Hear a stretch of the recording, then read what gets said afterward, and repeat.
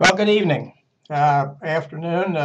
Here it's just a little past 4:30. I was having my normal technical difficulties, but we have everything where it should be. And tonight, I think we have two very interesting chapters to talk about. Uh, that is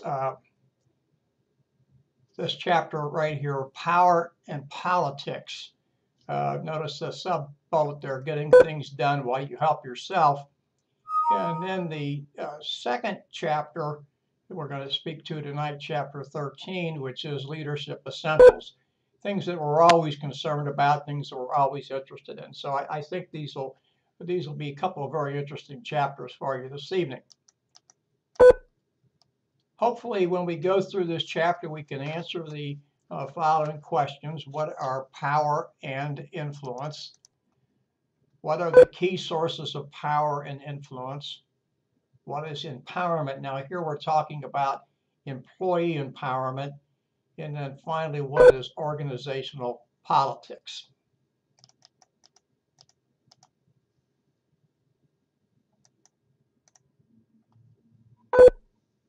Power is simply getting others to do what you want them to do and to make sure that they turn out the way that you want them to turn out. And as Harry Truman once said, I don't think exactly in this context, it was getting them to think it was their idea in the first place. Now,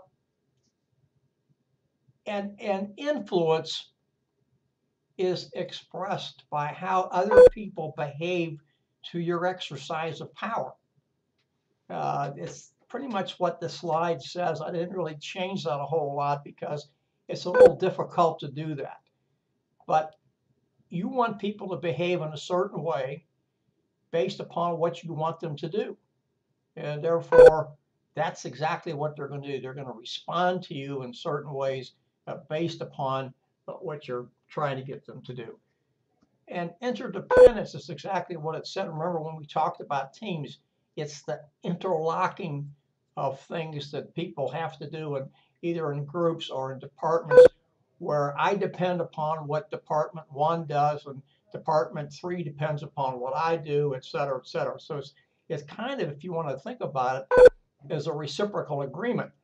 I'm going to send you the best piece of my action, and you're going to do your best part and pass it on to the next person.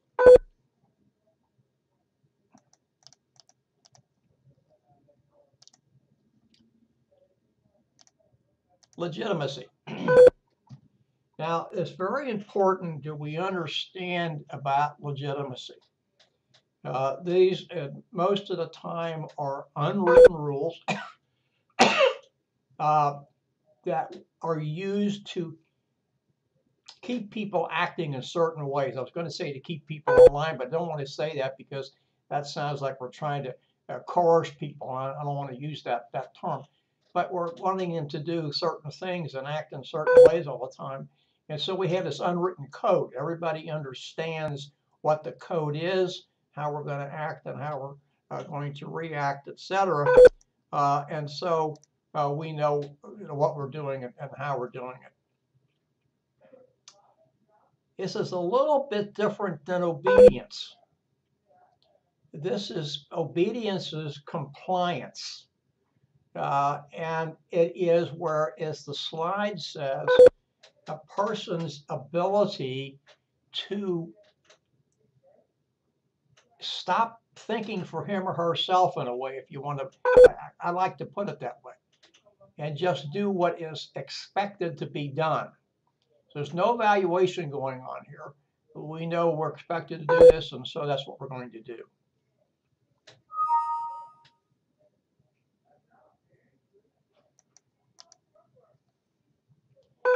Now, this next thing is very interesting because we're going to get to some of what, by the way, I think we need to go back just a little bit to the obedience slide, and I want you to, for your own sake, spend a little bit of time on looking at Stanley Milgram's experiment,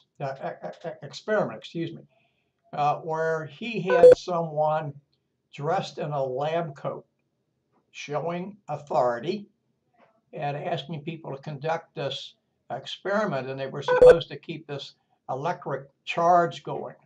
A little bit different than what I'm saying, but it's pretty close, a little bit different in the book than what I'm saying. Keep this electric charge going and continue doing it until told otherwise, regardless of what the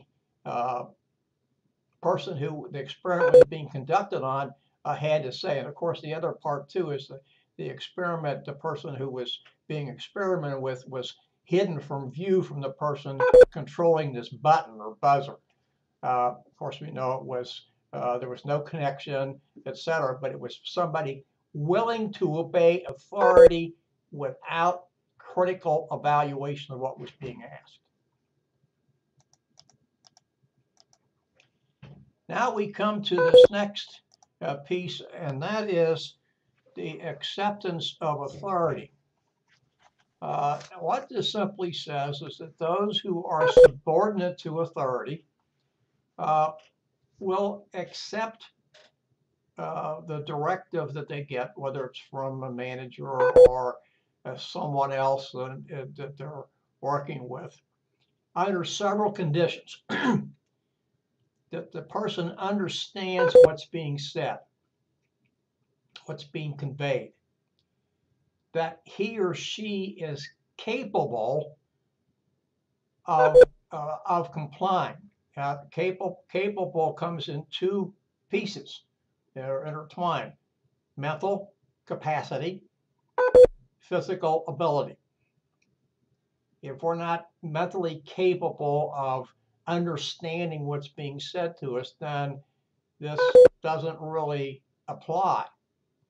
So it'd be like telling a child to operate something that only an adult could do and give them direction. A child couldn't do that because he or she's not old enough to process that particular aspect of the direction. And then finally, the person who accepts this authority, or who is going to accept authority, must believe that it is proper and it aligns with his or her own values as well as the values of the organization. Otherwise, it isn't going to happen. So you have to have all these three things present for authority to be accepted. Now, I want you to remember something here when we're going through this process. We're talking about authority being accepted because it's being given or directed or passed out, or whatever term you want to use, by a person in position of authority. I am not suggesting that you like that person.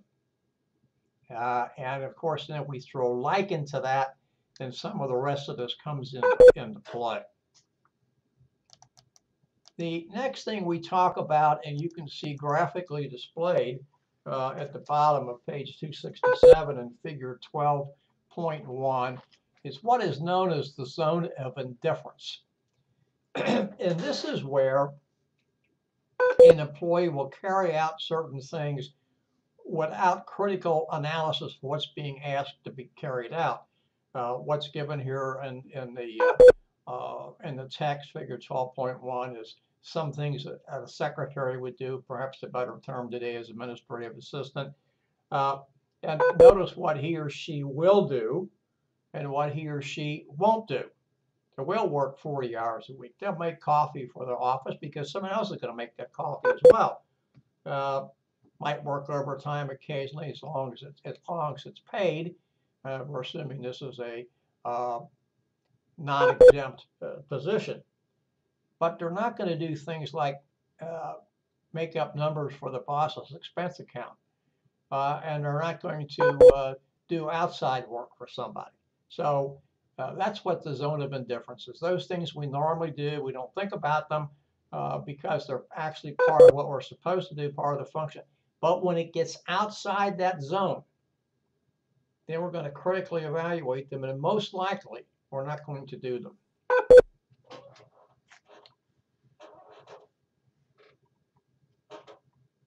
Now,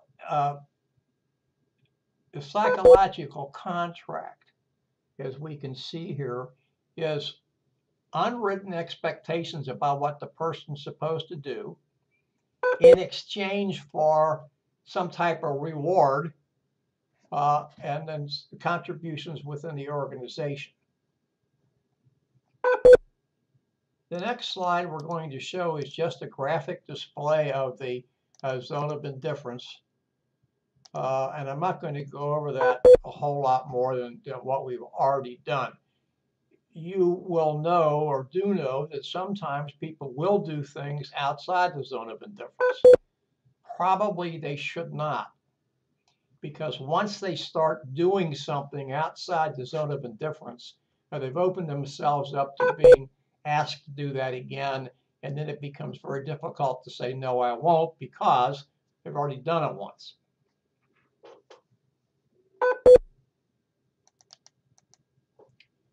These are the sources, if you will, of power. Two primary sources of power. Notice here, one is position, and we need to think of that as a person in the hierarchy of an organization, or a person who was elected to a position. Now here, we're pretty much speaking, when I talk about I'm pretty much speaking of people who are executives. Those would be the President of the United States, governors of the several states, mayors of cities, etc. Personal, obviously, that's here. That's within. It comes from some things that I have. It has nothing to do with the position in which I reside. Now, a very good example of that is Andrew Grove, who used to be the CEO, he may still be, but I don't think he is any longer, CEO of Intel. When he walked into the research and development lab, he had personal power because he had a PhD in something that related to what they were doing. So when he came down there, of course, we're going to talk about this a little bit later, that power that he held down there in the research and development lab when he talked to those folks did not come from his position in the company. Yeah, some of it did, obviously. You can't take that away. But he had this other piece going for him that was outside that position power.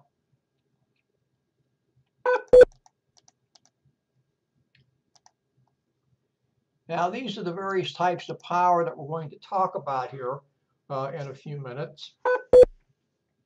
And we see them, and we're going to go into them: legitimate, reward, coercive, stay away from that one, process, information, and then representative. So let's look at legitimate power.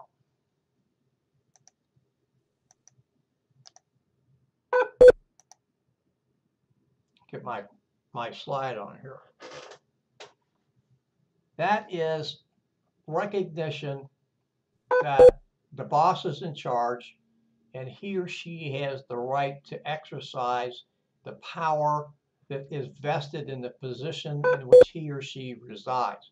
Now, I want to tell you that this goes on to talk a little bit more about it, but I want to tell you that that power, that legitimate power, is transitory.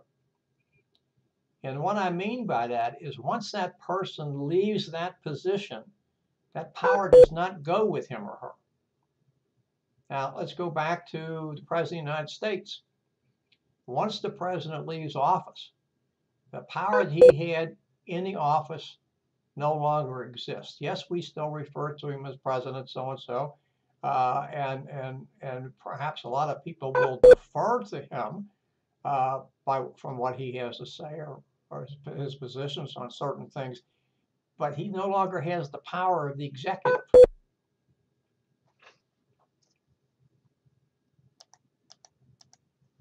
Reward power is simply what it says. I can do things for you because I am in a position to do that. And so I can either give it to you or I can withhold it. It comes with me. I have that power. Now, coercive power is in some ways an extension of reward power, but only on the negative side. This is an exercise of not just punishment, at least as far as I'm concerned, but the fear of that people will have their behavior controlled, the fear of something. So it's not just exercise of not giving rewards, at least to me, and those to control other people, but it's also the fear that's injected as control. And so we're not talking about rewards there, we're talking about something entirely different.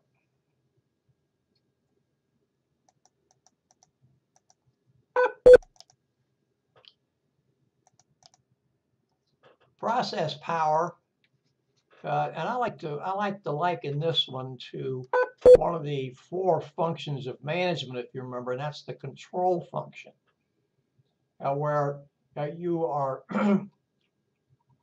watching things go through certain type things in your operation, and you're trying to find out if the product is going through the process correctly and is meeting the benchmarks it's supposed to within tolerance, etc.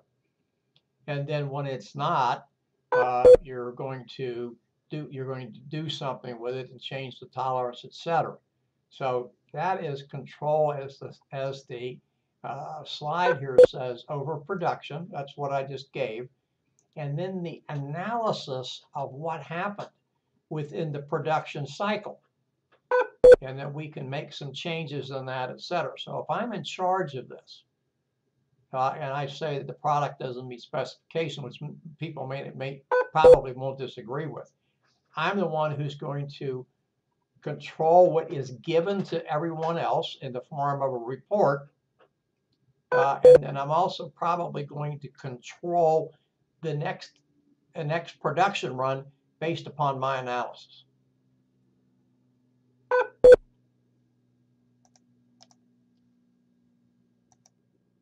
Information power. An old story that only the people that have information have power, and only the powerful have information. Information power is probably changing somewhat today, although, as the text points out, if you have somebody who's in charge of information management or information technology, this person is controlling not only the right to know, but to receive information as well.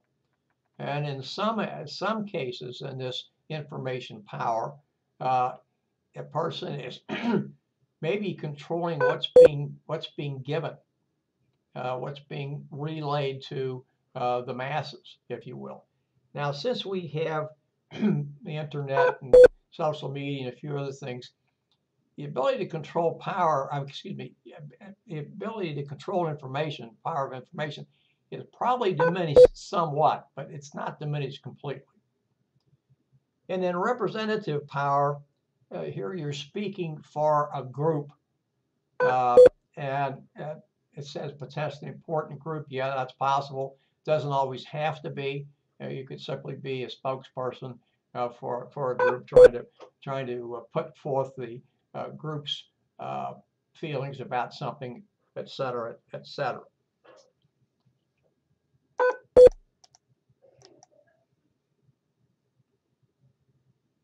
Now, this particular slide talks about types of personal power, and I think we can get all this on here. Expert power, rational persuasion, referent power, and finally coalition, which kind of goes back to representative in a way. Expert power is based obviously upon knowledge. It's based on experience. But again, it's relative because it's only in a specific area. And that's kind of what I was talking about. Andrew Grove, he had expert power, but he had personal power within that. There was a personal power piece there. And if we look at this slide, it talks about types of personal power. So here it's expert, and I was saying Andrew Grove was an expert based upon his education, among other things. Rational persuasion. I like to look at this as offering information, offering whatever it happens to be based on logic. You give an argument, you follow a debate or a point, and you follow it through with logic. And telling people, if we do this, then we're going to be able to get to our desired end state. So it's a logical thought process here. You're appealing to a person's intellect and capacity to be objective.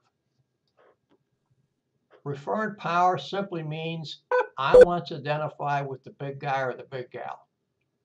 I want to be known as part of that person's inner circle, if you will, because that's the power source, and I want to be associated with that power source.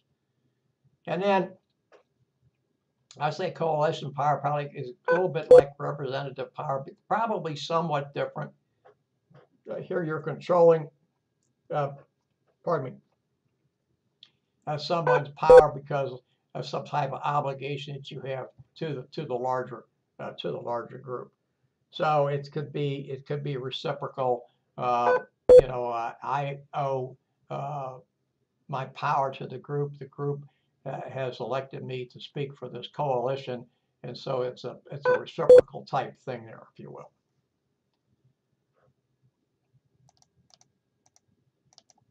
Now, one of the next things we're going to talk about is building influence, and sometimes that's necessary. Of course, sometimes it's not necessary because it's all there. And one of the things that you notice here is that power is exercised at developing relationships, and that if you are successful in doing this, the people who are associating with you or wish to be associated with you are going to defer to what you want done. And the power, notice, can be exercised downward, upward, and laterally. Now, we're going to look at this next slide, and I would submit to you that it's a little difficult to exert power upward. So you have to have those friends up there. You have to have, in some respects, gotten in with these folks so they know your abilities and what you can do and what you can't do. So the slide, in a way, is a little bit busy. But if we're going to try to influence those above us, we have to do that based on personal power if we have it. We can't do that by authority or by something else because our position power, simply because we don't have that. But the reverse downward is true because we do have the position power. Now, I want to tell you, and I want to be pretty clear here when I speak of this. You really have to be very careful with this. I think it's perfectly legitimate to try to exercise power upwardly based on your personal experience, based upon your expertise, based upon a few other things. I think you really run into problems when you try to exercise power in a downward flow simply based upon your position. It really is a problem. Now, it does say here based on position and personal power. So what I think you should do, and this is just me speaking here, when you come out to talk to people and you want something done and you're going to do it by power, they already know that you have the power to say, this is the way it's going to be done, step down, next case. But that's not the way to approach that. You need to approach it based upon personal power and not just position power, because remember what I said before, that position power is transitory. Once you're out of that position, you no longer have that authority. You might think you do, you might wish you did, and people might still defer to you in some respects because of what you did, but the vast majority isn't, because you're not there any longer.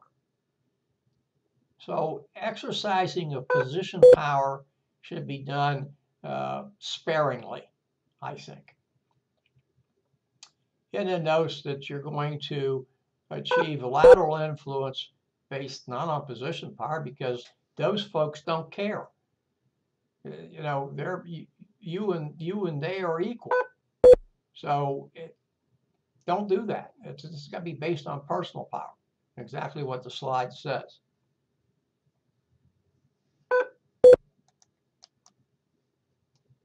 Well, obviously, we have to be able to build position power. It talks about two ways: centrality and critically. In centrality, we're talking here about organization goals and the fact that they're relevant. We're supporting the organization. Remember, I said early on, everybody needs to know what they're doing and how what they're doing supports the organization. Not just because I say that, that's the way it ought to be, because it makes sense. But critically here, we have to respond to urgent needs of the organization. Notice what it says here. Managers need to make their contributions or responsibilities unique.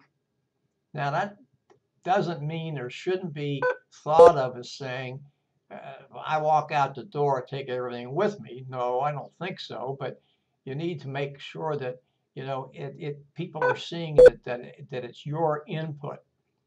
And notice that you want to expand your network and communication contacts to increase your task ability and task relevance. Very, very, very important, because you're trying to use some power here and do some influence. And if you can't do that, you're probably going to be relegated to places where you don't want to be.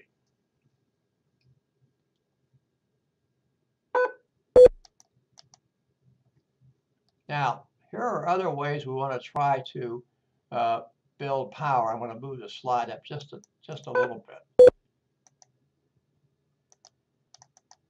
Power and influence, so we can see this pretty easily. And I don't think there's a lot here that we need to really spend a lot of time on. I think that people who are successful, just like the slide says, are not because it says it. I think that people who wish to be successful have to be liked. Now, maybe we want to take that a step further and say not so much liked as respected. And so, but we still need to be able to build relationships, and we can't build relationships just based on respect. We have to have some likability in there. So you can't be disagreeable when you do things. You know, it's the old story about agreeing to disagree, but don't be disagreeable. You have to be able to build expertise. You have to be able to show people that you know what you're talking about. You do this through education, by expanding your experiences, by going to training as much as you possibly can. How do you do this? You can do it by professional associations, obviously formal education, taking online courses like we're doing here, but I'm talking about online, maybe not just for credit, but for edification, etc. And then finally, over here on the right-hand side, look what we're back to talking about, learning how to negotiate, which we talked about in chapter 10. And not only negotiate, but to try to persuade people so that you can get the things that you're trying to get. Remember, and it said very early in the chapter, and I didn't talk about it. Every organization has scarce resources. And so you're trying to get your share of those scarce resources and to eliminate friction between people. Be careful, you don't want to be stepping over top of somebody just to get there. Now, this just asks a question for you. Which personal power would you likely to use to request a promotion? I have to tell you, I'm not sure anybody ever actually requests a promotion, I think you say something a little bit different, but in a way you're going to do it. So you're going to do it by coalition, by rational persuasion, or by expertise. Well, a coalition probably won't work. Rational persuasion might. Certainly expertise is going to help you.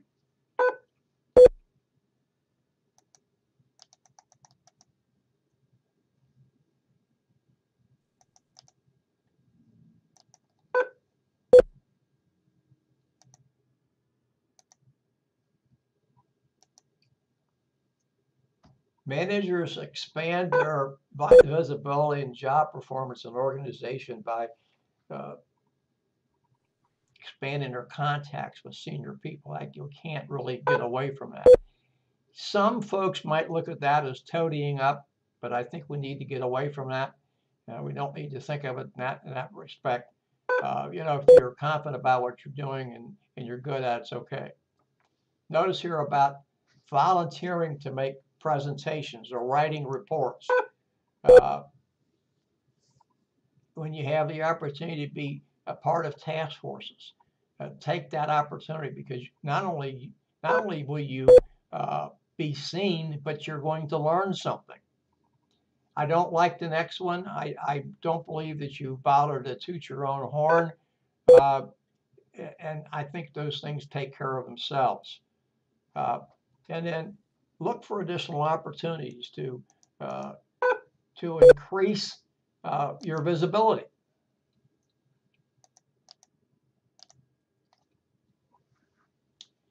Another way to do this is controlling decision premises. Notice here that what it's saying, remember how we talked about back in chapter 9, defining the problem? Well, not only here are you defining the problem, but you're offering a solution for which you have the expertise.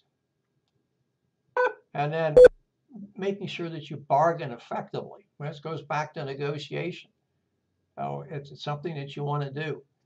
If you're trying to get something from someone else, it may be best to accommodate the other person. Give something that is not going to cost you anything. We were on an exercise one time when I was in the Army, and I needed an office space that I could work. And I knew the people that controlled because they hadn't let us have any of the buildings yet.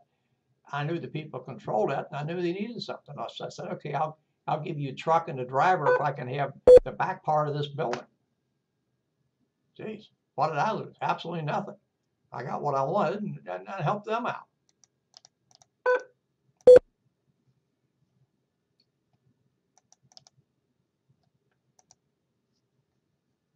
Now, this next thing we're going to talk about here is strengthening influence techniques. And notice the reasons we use, the things we're going to use here. Reason, again, to me, that's logic. Flattery, you have to be careful with that. People see through that. If you mean something, be genuine about it. If you don't mean it, don't say it. Coalition, we know about that. Bargain, when you have to be. Assertiveness here does not mean to be pugnacious. It means to be forceful and direct in your negotiations, but not to be disagreeable. We talked about this probably during negotiations. If you remember, we talked about being assertive in negotiations. Get people above you to support, to support you if at all possible, and then look for rewards if that comes within your bailiwick. You have the ability to do that. The next thing we're going to talk about is empowerment. We've talked a lot about empowerment. We've seen it. You can find it discussed on page 275 in the text. This is simply giving people underneath you the authority and responsibility to take action, perhaps on your behalf, perhaps on behalf of the organization, perhaps on behalf of the department, your office. And you have to help them do that so they can take control over what they're doing on a day-to-day basis. Uh, and if you notice here, they talk about this being necessary as we have gone to flatter organizations. And that is certainly true, but you want to give people that ability to do things. And by all means, you have to back them up. Now, what this means simply means is this. You've given them authority and responsibility to act. And for some reason, they make a mistake, or it's not carried out the way you want it to be carried out. You simply tell the person off to the side, that's not the way I want you to do this in the future. Here's the way I want you to do it. But you don't go out and cut their legs out from underneath them and say, "Oh, this is all nuts. We're gonna do this thing over." That may have to be done, but we really have to be careful about doing this. Now here we're just talking about changing position of power, moving authority, responsibility down the chain of command. And obviously, when you do this again, you have to give them as much support as you possibly can. Power is an expanding piece of the pie. We talked about that kind of back in negotiation. But remember here, we're giving power to somebody else, and we're helping them to see that they can do things and be in control of what they're doing, without always having to ask the boss what to do. We have to understand that we're giving up some of our power. And you only want to give up the power that really is, in a way, immaterial. And it's not that you're not giving somebody else something, it's making sure that you're not losing something.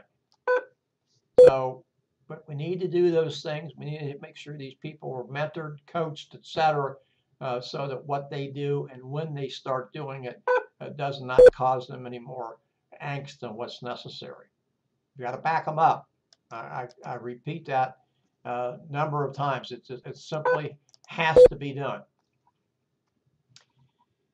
Now, this talks about two traditions of organizational politics. The first is Machiavellian, named after Niccolo Machiavelli, ancient, not ancient, but Renaissance Italy, a little bit past Renaissance Italy, certainly a little bit past the Middle Ages. Based on self-interest at the detriment of anybody else. And notice here, it's getting what you want through non-sanctioned means. By the way, I can recommend to you buying the book that he wrote called The Prince.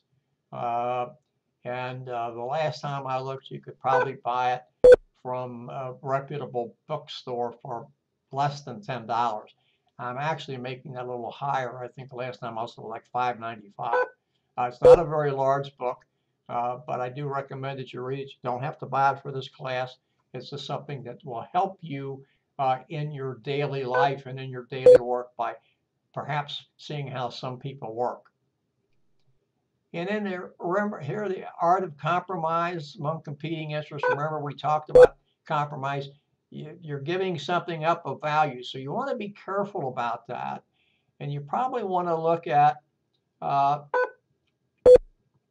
expanding the pie here, and more of a collaboration and problem-solving thing as opposed to compromise. Because, as I say, you compromise, you're giving up something that you really want. So that you really like. So you really have to be careful how you do this and how you approach compromise. But by all means, you certainly want to be able to get along and to collaborate, because you need those folks and those folks need you, at least somewhere down the road. Now, we're going to talk a little bit here about the effects of organizational politics. Notice that it can help the organization achieve its goals, help us do what we need to get done. It can get us around problems and issues, and it also can help us identify problems and set about instituting problem solving so we can figure out what to do and how to take care of these issues.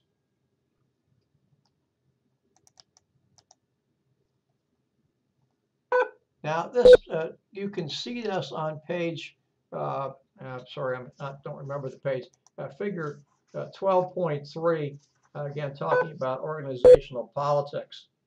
And this is just showing how you're allocating resources.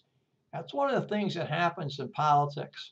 And here, as you see this, we're having here on the left side, resources allocated where people gain, both gain, and we have a lose gain, and again, we have a situation down here at the bottom.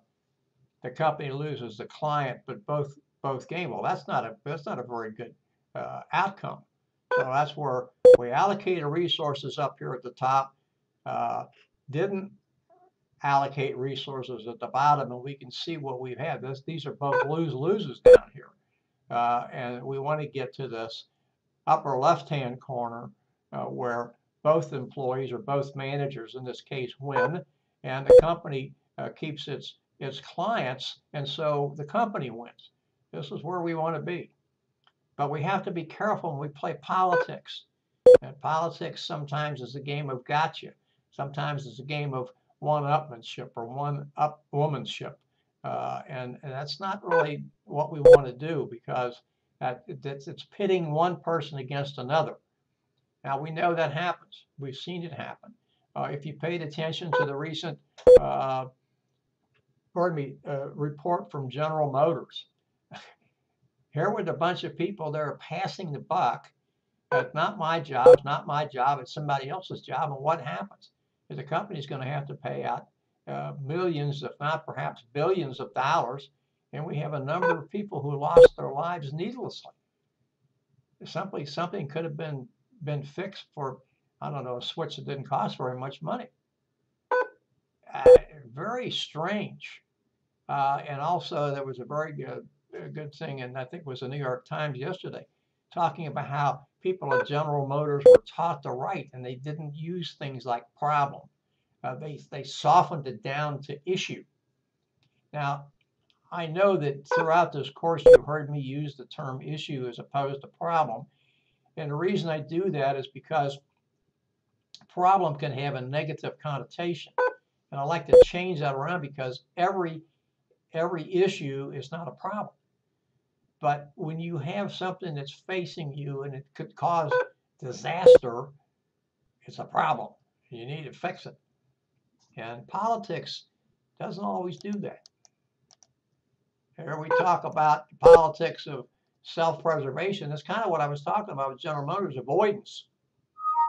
And look what it goes to here. Yeah, it's not my problem. I just keep my mouth shut and act like I don't know what the heck's going on. I blame somebody else. Notice here, there's a famous one here, working to the rule. You find that in contract negotiations, where people say, well, whatever the rules say, that's what I'm going to work to, and I won't do anything more than that. And of course, the old great tactic, if I wait long enough, this problem is going to go away. Now, redirecting, I probably use one of the redirectings in here. I said passing the buck. That's better at in the redirecting than in avoidance. I guess if you say you're passing the buck, you really acknowledge that something happens there. And avoidance, saying you say nothing is there. Harry Truman's favorite term was the buck stops here. He just simply meant, comes to my desk, I'm going to take action. I'm not going to give it to somebody else. Changing the story. So you're really making something different than what it was.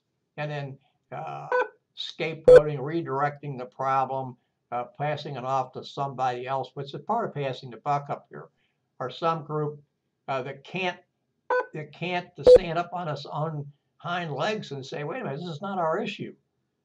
And then the old bugaboo down here, escalating commitment. That's the issue where you continue doing things after you've already passed the law of diminishing returns. But you just keep after it. You keep after it. And, it doesn't make any sense. Somewhere you have to say, wait a minute, enough's enough, and back off and go someplace else. Defending your turf is a very noticeable thing in this concept that we're talking about here, this organizational politics. Pardon me. There's nothing wrong with defending your turf. I want to say that first and foremost. But in this case, it's where you're doing something at the detriment of somebody else. Perhaps it's I look at things, and when I was in the military, we had so many people doing so many different things, and it should only been handled by one area, by one agency. How many organizations in the United States government do we have collecting intelligence? It's phenomenal. And of course, some have to, based upon what they're doing, obviously, but we have a lot of people collecting national intelligence, and I'm not so sure we need to have that many. So this is a real problem, and we really have to be careful about.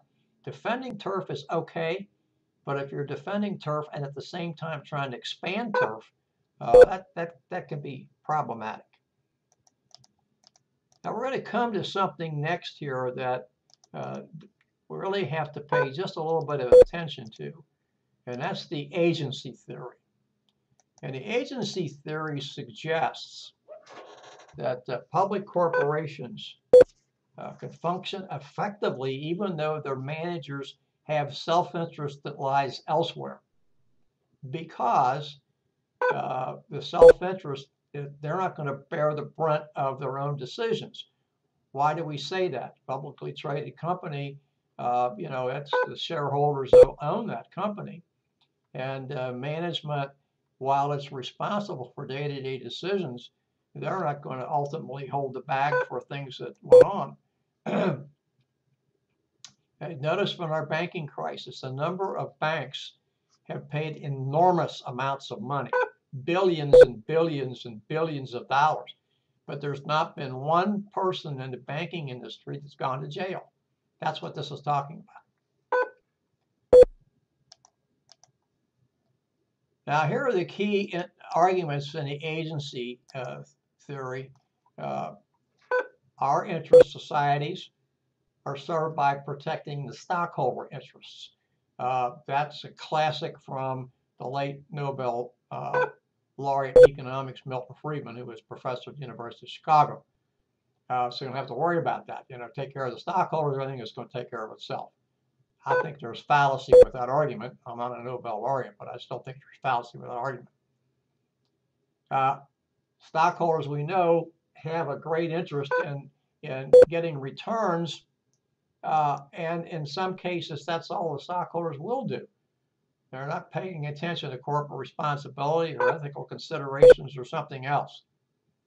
And then finally, the self-interest of managers must be controlled. So that's something that is very important to think about.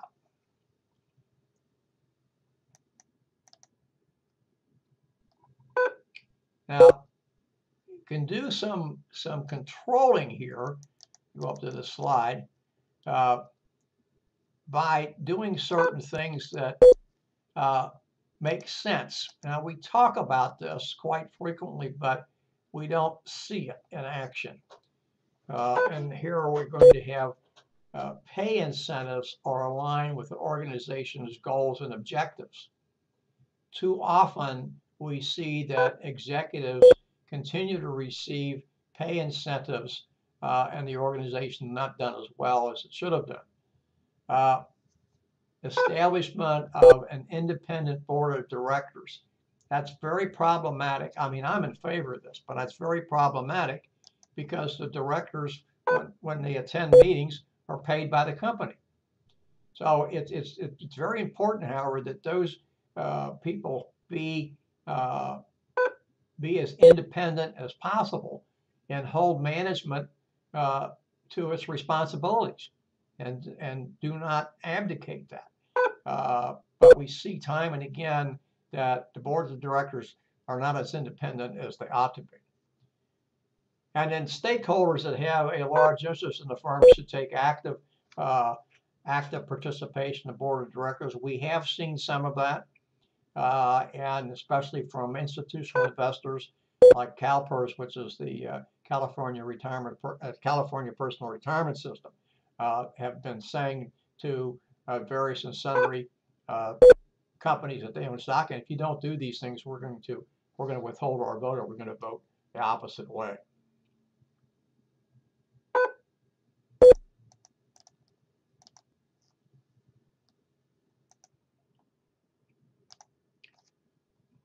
Resource dependencies, something we have to be careful about. As resources become more scarce, companies are more dependent upon them, because, and then the next thing happens, the outsiders have more control, and because there are fewer substitutes, then we have the control is greater by a lesser number of people. And then finally, we come to organizational governance. And this is simply the type of actions, authority, etc., that are acceptable managerial behavior.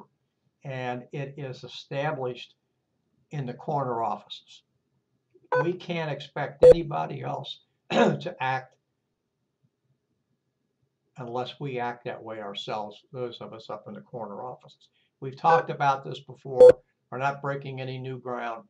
It's something we really have to see, and we want to see people not only talking the talk, but walking the talk. Very, very important. So we have come to 5:25.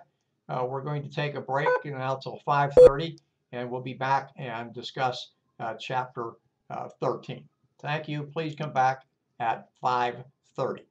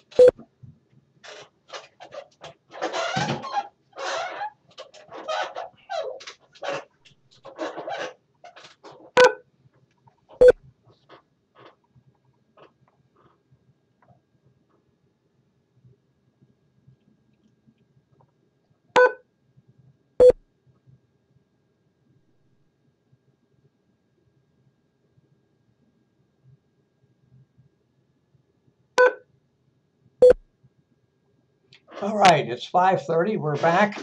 We're now going into Chapter 13, Leadership Essentials. And the subnotes with leadership things happen. I submit to you without leadership things will happen too, but certainly not the way you want them to happen. So let's look at our questions we hope to be able to answer as we go through this session. What is leadership? What are the situational contingency approaches to leadership? What are follower-centered approaches to leadership? What are inspirational leadership perspectives? Well, at the beginning of this chapter, we come to our old bugaboo of deciding we have to differentiate between management and leadership, and of course we must. The best thing for us to say about management is it's about stability. And I want to say to you very clearly at the beginning of this, you have to have managers to keep things well-oiled and moving in the direction in which you want them to move. Leadership, on the other hand, talks about a vision and creating a change in many cases, and often that change can be radical, or it will be perceived to be radical. It's taking us someplace we've not been before, we've not thought of. But the only way you're going to get there, well, maybe you're going to get there with change, with the leader's vision, but once you get there, you're going to have managers to make sure it runs the way it's supposed to run. Now, leaders can be managers, and managers can be leaders.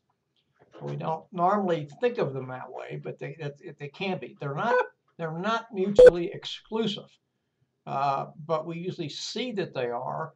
And a lot of times, people who have the vision to take you to the next level, if you will, are not really good managers. That doesn't mean they're bad people, and managers often don't have that think outside the box ability. But we need to have both of them.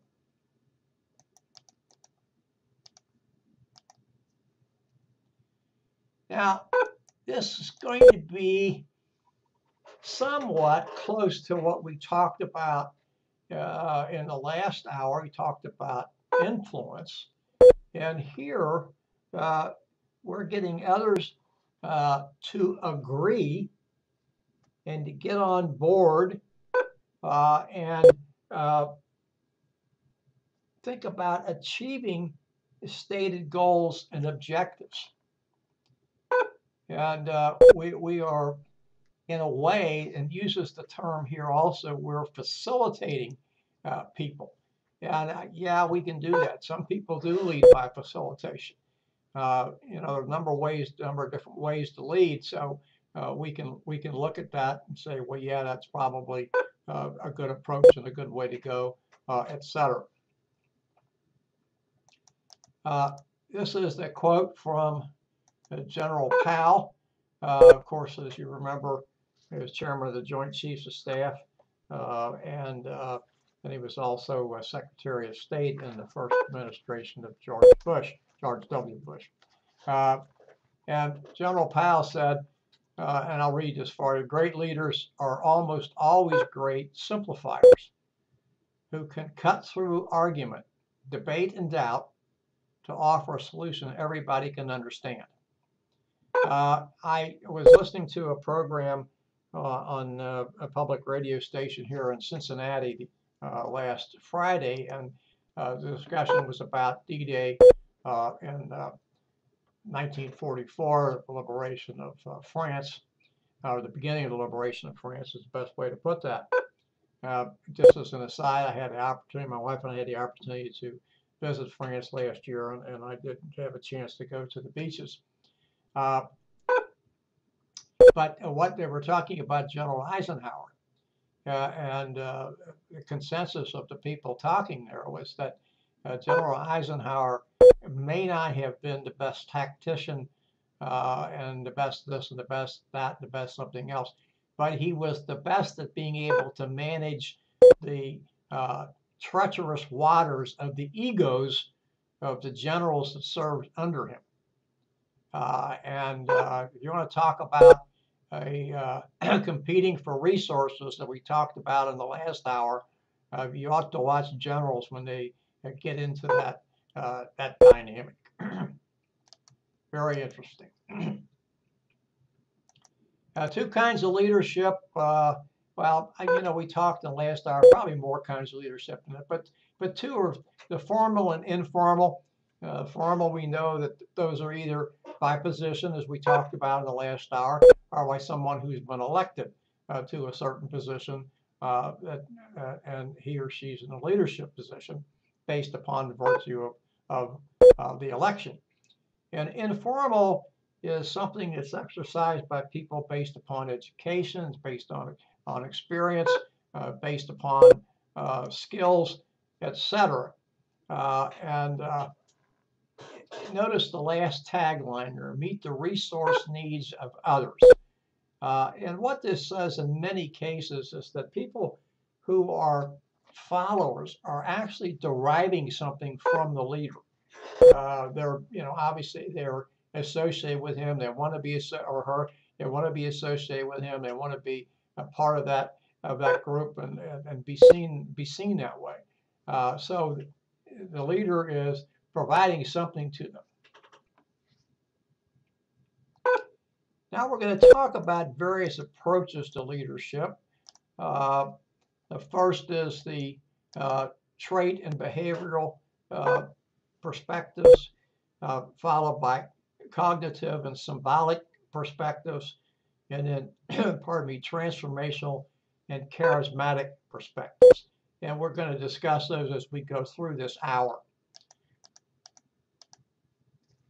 A trait leadership simply boils down to, and we have a slide, we'll pull it up here in a second, it's the next slide. Simply said that there are certain traits that each great leader has, and they are able to use those successfully in differentiating themselves from others. The last line here, I think, is the best line, and that is they must have the right stuff. Whatever the right stuff is, nobody's ever really too sure.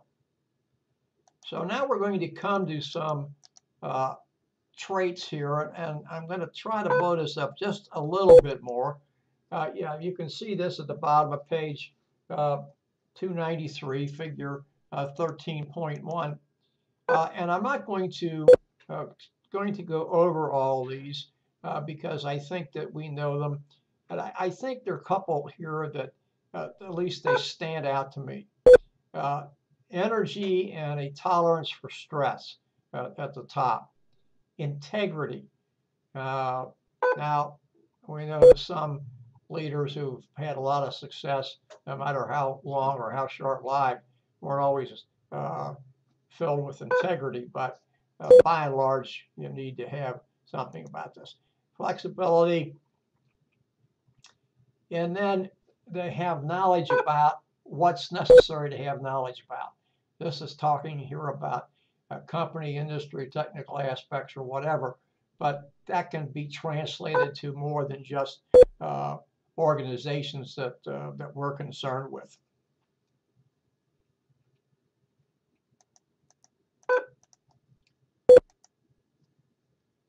The behavioral approaches are a little bit different in that they say that it's what the leader does that has a lot of influence on his or her followers. Excuse me, I just lost my train of thought there. So it's not characteristics, but what he or she does. It's the behavior that they do in certain situations that influence leadership and what the followers do. We're going to talk here about two studies that were conducted by large public universities in the United States. The first is the University of Michigan study, which was done in the 1940s. It came up with two different characteristics of leadership. Employee-centered simply means concern for the employee's well-being and building relationships. And then production-centered, obviously, that's concern for task and making sure that that is done.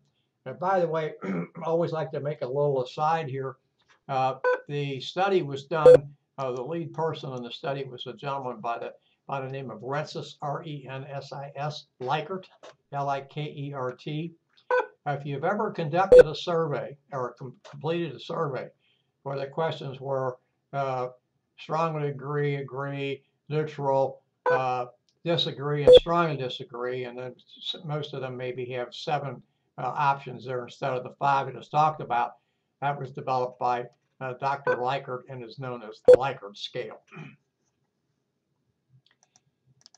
A complementary study, I don't know that they set out to do it this way, was conducted by Ohio State University in the 1950s. And notice that even the terms are different, but the results are the same. We have consideration here at the top. Obviously, we're concerned about people and relationships and getting along and concern for the folks that work beneath us and work for us and work with us. And then initiating structure, which means, again, we're concerned about task and production. Now, this textbook used to show a topic that I'm going to discuss next, and that's the leadership grid, which was developed by Robert Blake and Jane Moten. This edition of the text does not show that chart or graph or grid. And what Blake and Moten said is that the best leader is high in consideration and high in initiating structure.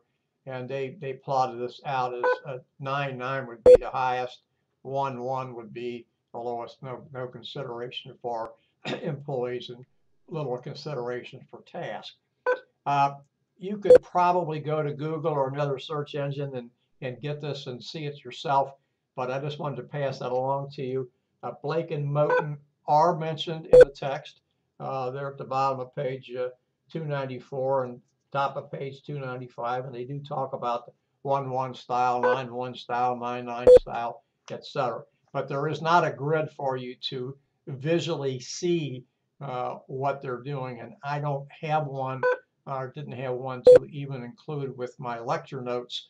I'm going to have to look and see if I can get one and get that embedded for the next class, and I apologize for that, but it's not something that I had available. The next topic of leadership that we talk about here is the situational contingency leadership model. There are a number of those, and we're going to talk about the major proponents of this type. And what it says here is the leader's traits, and I like to say in a way his or her behaviors are influenced by the situation in which they find themselves, or as the last particular bullet here says, situational contingencies.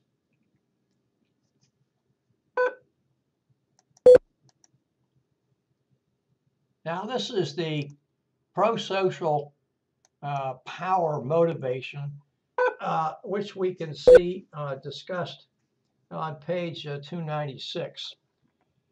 Simply put, in this type situation, social ability is the key to success. And I don't think there's any magic to this. You know, today, and I think even years ago, and centuries ago, maybe not as much centuries ago, but certainly some years ago, that people really weren't successful as leaders if they had utter disregard for the people that they led. Somewhere along the line, people are going to get tired of that. Now, it may take a little bit longer than what we would think, but people just don't like to be treated that way. And so we're talking here about social facilitation and pro-social activity and things of that nature. Talks about persuading people, talks about influencing them, and acting within the social confines that we have. We're all social animals. We go back to Maslow.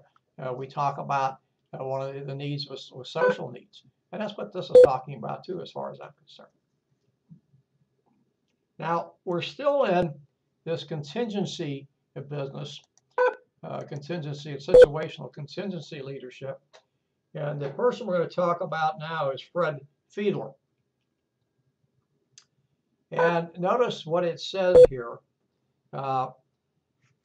It's making the leader's style fit the situation. And once the leader can determine where he or she is versus where his or her team is, then they can affect the outcomes in the best way that they possibly can. Now, Fiedler has another interesting concept.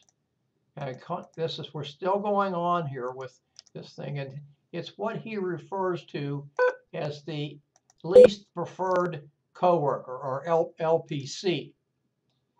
And here he asked people that he was, conducting his research with, to talk about the person that they least like to work with. And then the instrument that he developed is based upon measures the person's leadership style. And we can see his situational variables in the preferred leadership styles in figure 13.2, which you can find at the bottom of page 297. And we're going to go there next. And we'll blow this up here for you. Now, this slide is a little busy, if you will. And we have three categories, and that is leader-member relations, task structure, and then the position power of the leader. I'm going to see if I can't move this up just a little bit here so we can see it all together. There we go.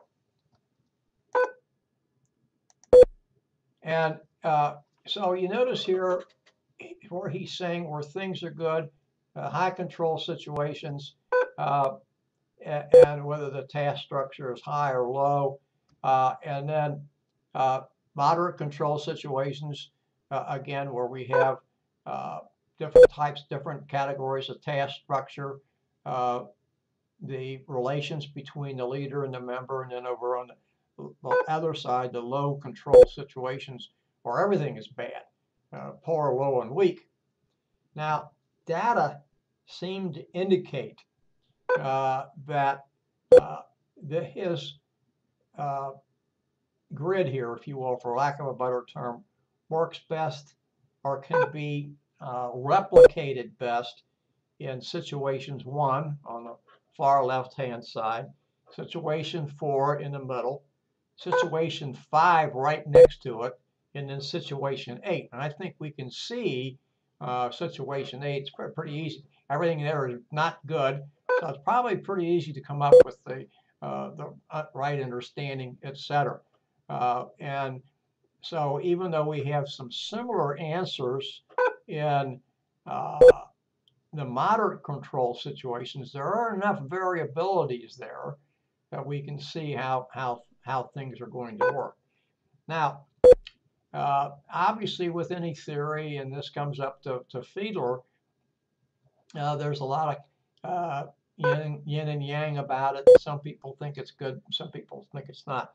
And Fiedler actually developed some leadership training where the leader was taught to diagnose the situation, and then he or she adapted to that situation and contingency based upon the situations that we see here, his or her power, and then the member relations, etc.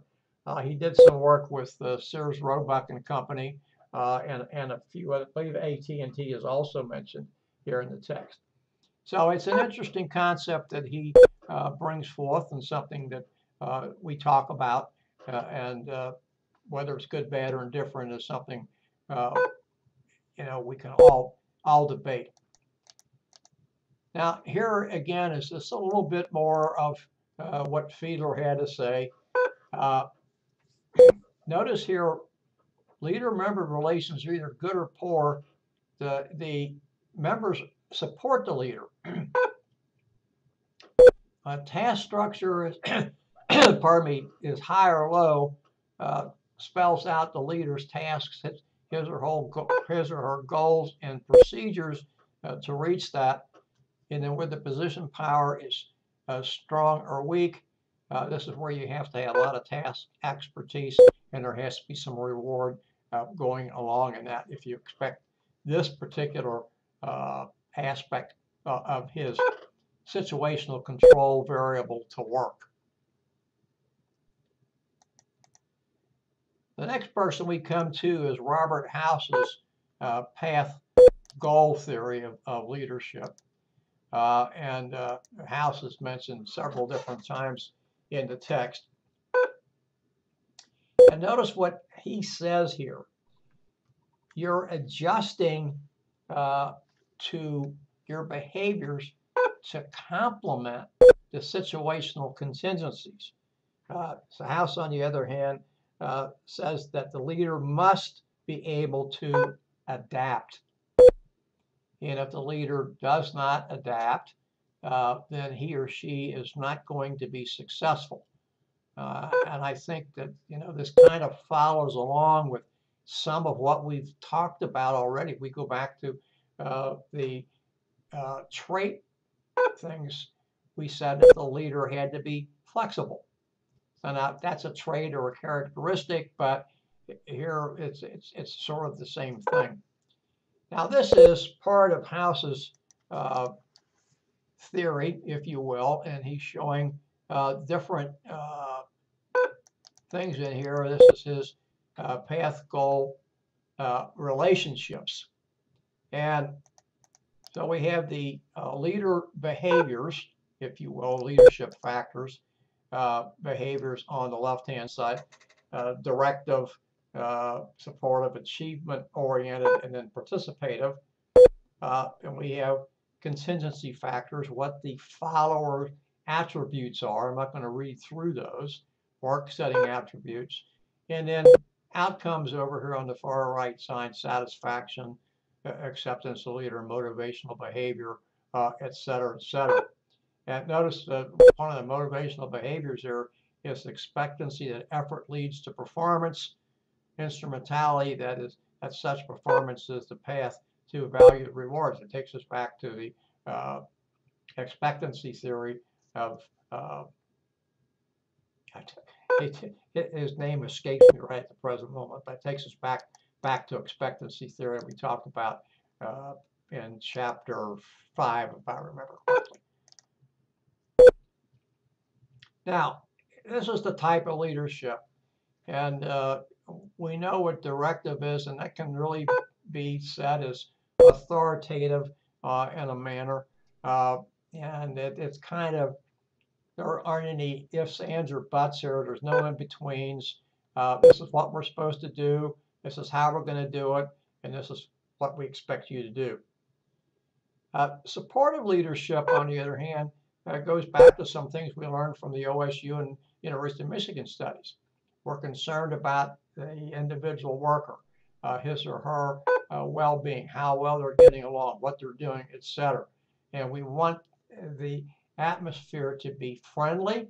We want it to be relationship oriented, and we're more focused on that than we are focused on anything else. We want to make sure that the employee's well-being is considered, and it's our highest priority.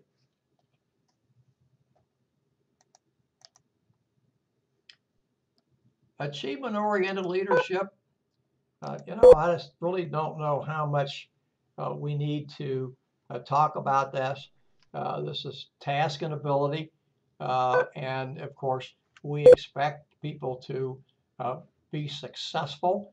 So, pardon me, we have a lot of confidence in their abilities. And we also expect them to achieve at the highest possible performance standards. Participative, or as I like to refer to, democratic. And by the way, some textbooks will call this participative democratic. And here, the leader is going to consult with his group or team and get their input and whatever that they have to say before he or she makes a decision. So it's a consultative process as well as other things that we've talked about here. So that's the democratic. That's a participative. Now, one of the things we have to remember is that participative can be messy. It doesn't mean to say it shouldn't be used, but it can be messy. And I really think that what a leader, and by the way, we're going to get to this in a few seconds here, the leader really needs to know is he needs to know or she needs to know what the situation is, where the followers fit into that or subordinates fit into that, and then figure out what the best way to get this, well, I don't want to say task, but get this situation handled in the manner in which we want to handle. And so that brings us to Hersey and Blanchard's situational leadership theory, which has been around for any number of years. I think I was first exposed to it at least by name back in the 1980s, about 30 or so years ago. Notice what they say. There's no single best way to do anything. We need to evaluate the subordinates. They talk about readiness and their ability, and then put into place what you need to put into place to make sure we can get through with what we want to get through.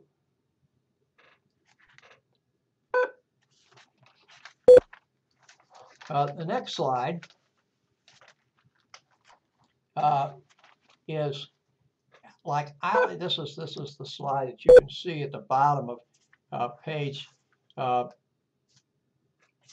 Excuse me, not the bottom, top of page 303, figure 13.4. We don't see it as well on this slide as I would like to see it, especially the top part. But what Hersey and Blanchard says is there's 4 ways of doing here. There's delegating, there's participating, there's selling, and then there's telling. I think the way I learned it was selling, telling, delegating, selling, telling, and participating. So here we have, if you will look at this, I'm going to move this up just a little bit so we can see this a little better. We have task behavior guidance low in the delegating side. And here we're going to turn over things. We've delegated that to somebody else. Told them here's what's going to happen. Relationship, supportive behavior, participating, notice that's high, share ideas, facilitate, etc. The selling is you're telling them kind of what's going to happen, and then you're getting them pumped up to do this, and you're sort of motivating them to go along. And then last, you're telling, and here you're being very specific and saying this is what's going to go. So how we need to look at this then is to move the slide up a little bit and see what we're going to fit in here. And if we look at the text, is we have 4 kinds of followers down here. The R1 folks, they're not sure what to do here. They're unwilling, insecure, they'll have a clue. Then we have those who don't have the ability to do something, but given the opportunity, they're going to do it. The next follower is, again, here, notice this guy, able but unwilling or insecure. So here's a person or persons that have the skills, but they don't want to do it. And then the last one, able, they're either able and willing or they're confident. So what you want to do is you want to match these with the various categories that you're going to do. So if we go on color, we're going to be telling with these folks down here at the bottom, and R1. In R2, we're going to be selling them, if you will, and R3, they're going to be able and unwilling, insecure. R4, we're going to be up here in this participative. So this is how we want to do this, and getting things that we want to do correctly. Actually, I've kind of mixed this up, and I'm sorry. I need to go back. So we're going to delegate for R4. I'm still screwed up here. I have to.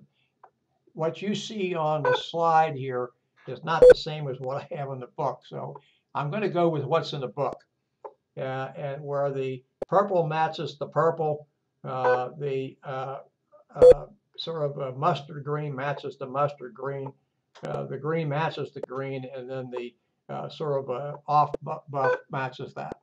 We need to make sure that we know what we're doing, where they are, and where then we need to adjust what we're going to do based upon where the follower is,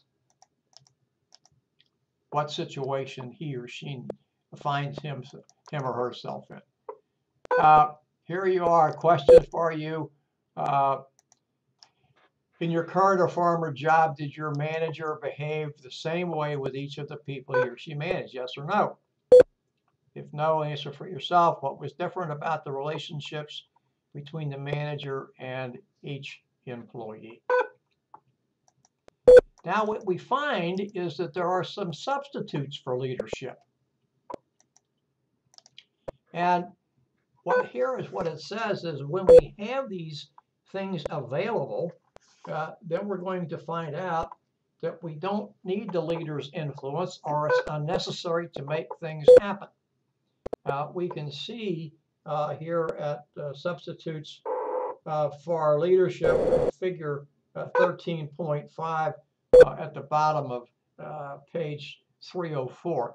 I'm not going to go through those with you, but I do suggest that you look at them and try to inculcate some of those in yourself, and I think that they're interesting to look at.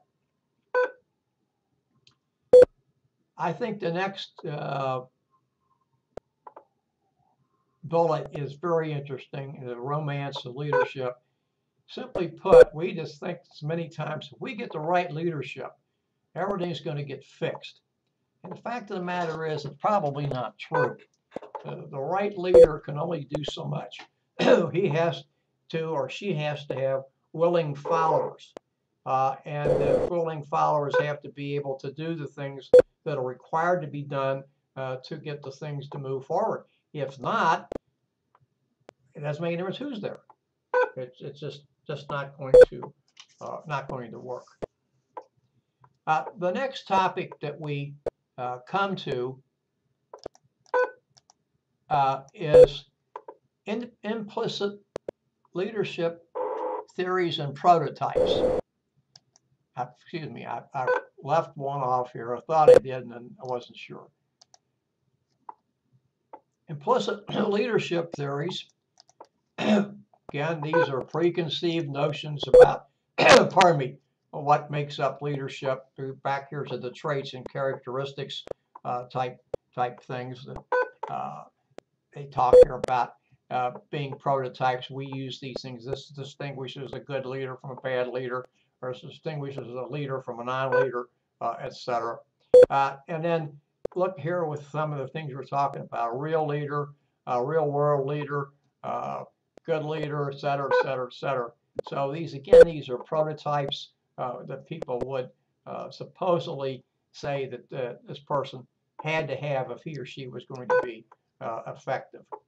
Let's look at a couple of these. These are implicit leadership theories prototypes.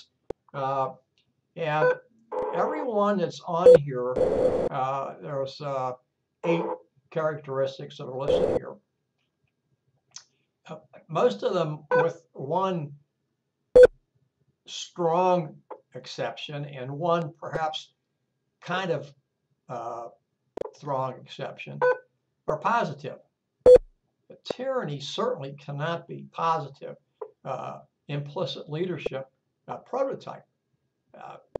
This person's going to get stuff done simply because he or she's going to get stuff done maybe out of a sense of fear, that rewards are going to be withheld, etc., etc. So we can't say that. The next one I'm a little unsure of, and I have to say unsure because I've seen some research that says contrary. There's a little bit of research in your text that's contrary to that. And that is this male masculinity business. Does that mean that women leaders have to espouse to the same characteristics that a male would do? I think not. I think that there are women who are very successful in their own right without resorting to male characteristics. One of the problems that we have, pardon me, is that when a woman is in a leadership position for whatever reason, whatever situation, whatever organization, and she exhibits what we think are strong leadership characteristics or strong style. A lot of times it's how she's acting like a man, or she's too mannish or too masculine. And sometimes I think, unfortunately, women feel like they have to be there and do those things to prove themselves. I've read a lot of things from women CEOs that say they feel like they have to be doubly aware of what they're doing, and they really have to go further than what a man might do because they're not going to get the same respect, etc. I would like to see us get away from that. That's pigeonholing us. It's pigeonholing people into areas that we don't need to put people in, and it doesn't do any good for smooth operations and wherever we happen to be. It's just not a good thing. It's something we need to get away from and get away from as quickly as possible. So then we have some followership behaviors, implicit followership theory. This is just saying what we believe that followers are going to be like, and how they're going to do certain things. Implicit followership theories, prototypes, and anti-prototypes, by the way, can be seen in table 13.2 on the bottom of page 307. And we look at some of them pretty decent. Enthusiasm, good citizen, and industry are all considered to be positive. Prototypical. Anti-prototypical tend to be conformity. Notice what it says there: easily influenced. Do we really think that? Are people who conform easily influenced, or is it something that they feel that they should do because it's best for them to get along and go along? I just point that out to you to think about. I don't have an answer for that, and I don't expect to have an answer for it. But I'm always concerned when we pigeonhole people. I just think that's not something we ought to do. Certainly, insubordination and incompetence are anti-prototypical. We don't want anybody who's insubordinate because they're not going to get anything done. And then somebody who's not competent certainly falls in the same category. So that's something we have to make sure that, we put people in positions they're competent to do that. If we put people in positions who are not competent to do that, and not only is it bad for them, it's bad for us. It shows a distinct lack of judgment on our part. Social construction it kind of goes along with these passive followership beliefs, proactive followership beliefs. Passive says you're going to step back. You're going to take what the leader says uncritically. What I mean by that uncritically is you're not going to evaluate anything that's said. You're not going to look at it through a critical lens. You're going to just kind of say, okay, this is the way it is. I'm going to defer to his or her wishes, and that's just the way I'm going to be. Whereas the folks who are proactive believe that you should have opinions of your own. You should challenge the leader when it's appropriate. Should take initiative when you feel like that's necessary to do that. If a leader is worth his or her salt, they're not going to they're not going to be worried about that. Leaders are, if they're good leaders, they are confident within their own skin. And they're not worried about somebody within their circle, if you will, taking on some tasks, some responsibilities. They're not concerned that somebody challenges them. And so it's very, very important. One of the things we had many, many years ago, centuries ago, was the king's jester. And the idea of the jester was to poke fun at the king. And, make the king see his thoughts and his ideas. By the way, they did this for queens as well. But see, the ideas were brought forth for what they really were. Maybe they weren't so good. Now, of course, in those days, the jester had to be concerned that if he got too pointed, he's liable to have lost his head. And that's something, obviously, he didn't want to do. I say he here, to my knowledge, there was never a jester that was other than a male, but I'm sure there probably were. Have to be careful about that. President Kennedy had a fellow who, David Powers, who was part of his first election campaign when he ran for the U.S. Congress from Massachusetts in 1946, worked on his campaign committee. He brought him to the White House, and his sole purpose was to sit in cabinet meetings and question what was being said. I don't know how well it worked, but something that Kennedy felt was very important. Charismatic leaders. The person depicted here is Mahatma Gandhi, who was a famous leader in India. And we find that these people are really, it's within them. They project ability, and they can make connections, and they move things forward, and they have a profound effect on their followers. Gandhi certainly did. He changed the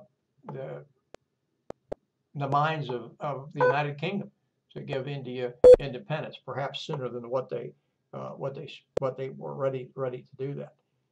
Did many things that provoked them. Certainly, in our more current day, Nelson Mandela would fall into that category. And Nelson Mandela made a powerful statement while locked up in prison. That's very difficult for most people to be able to do. We have to be careful because there have been some people who have been listed as charismatic, and in fact, they probably were not. Your textbook talks about Adolf Hitler and Joseph Stalin. Now, I'll take the second one first. I would never have put Stalin in any kind of a charismatic position. Hitler had a way of speaking to the German people that aroused their passion. However, Hitler's persona and his ethical makeup was so bankrupt uh, that we could never consider him to be a charismatic leader. Your text mentions that as him as a charismatic leader, and talks about charisma can have a negative side effect. However, I go back and talk to you that his characteristics were just morally bankrupt. Text also talks about the guy who led the Branch Davidians in Waco, Texas. Transaction leadership actually talks about the status quo. We talked about this early on about different ways that they do certain things, and they fall into categories of rewards, etc. And they also will do certain things as being as acting only when it's necessary, being a passive leader and only taking action when rules are violated, and not so much rules are violated, but standards are not met. That's where I wanted to go. And then they have a laissez-faire management style, which means hands off. I'm not going to make any decisions unless I absolutely have to, and chances are I'm not going to make any, and so I won't. The flip side of that is the transformational leader who is almost always charismatic. He or she has a way of inspiring followers.